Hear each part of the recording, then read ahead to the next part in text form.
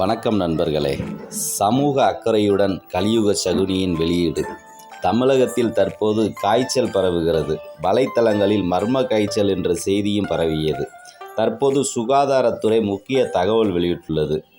2 வாரத்திற்கு மேல் உடல் வலி, சளி, இருமல் இருந்தால் 75% இன்ஃப்ளூயன்சா வகை என தெரிய வந்துள்ளது.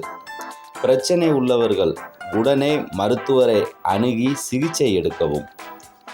அலட்சியமாக விட்டுவிட வேண்டாம் நண்பர்களே. இதை நாம் அலட்சியப்படுத்தினால் இது டெங்கு அல்லது நிமோனியாவாக மாற வாய்ப்புள்ளது. எனவே உடனடியாக சென்று மருத்துவரை பார்த்து சரி செய்து கொள்ளுங்கள். தண்ணீரை சுட வைத்து குடியுங்கள். கைகளை சுத்தமாக சோப்பு போட்டு கழுவிய பின்பு உணவு பண்டங்களை எடுத்துக்கொள்ளுங்கள். கசாயங்கள் வைத்து குடித்து உங்களது ஆரோக்கியத்தை உறுதி செய்யுங்கள்.